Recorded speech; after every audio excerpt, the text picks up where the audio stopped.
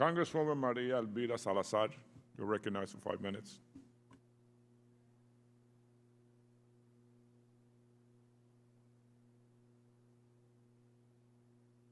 Wonderful to see you again, Emily Madrella, and I want to thank you because you always took my phone calls when I was begging you to give visas to 2 sick children, Luis Orlando Rodriguez and Hector Trujillo. So I'm indebted to you for that. But I also need to tell you that I am very embarrassed.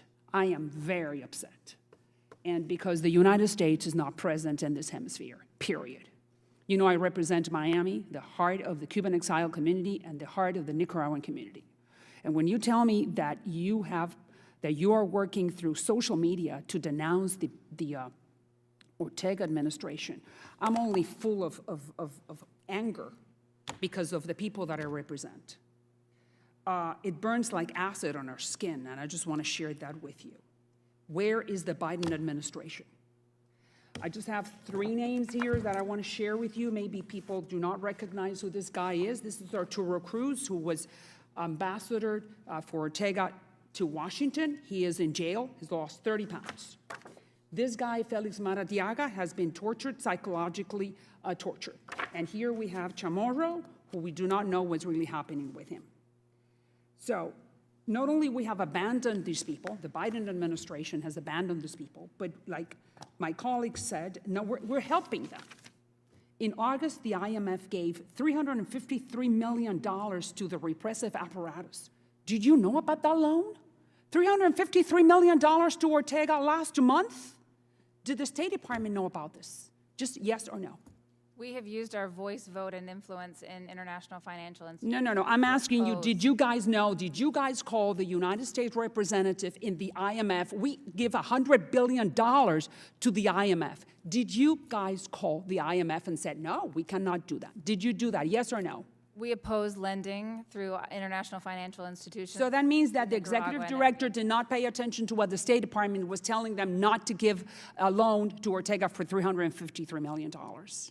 Ma'am, I can tell you that in every instance we have opposed lending. So that means that our own representative is not paying attention to the State Department.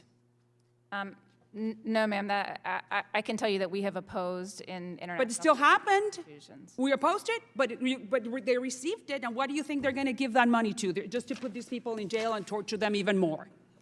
And not only that, I just want to share with you something else that's happening.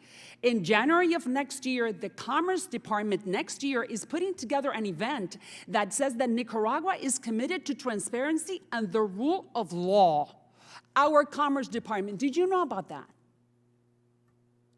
We have, through the interagency process, spoken with all of our interagency I'm just asking you if you knew about the this challenges event in Nicaragua. specifically. There is one event from the Commerce Department saying that Nicaragua is committed to transparency. Did the State Department know about that? It's been brought to my attention, yes, ma'am. It was, so then what did you say? Yeah, let's promote Nicaragua.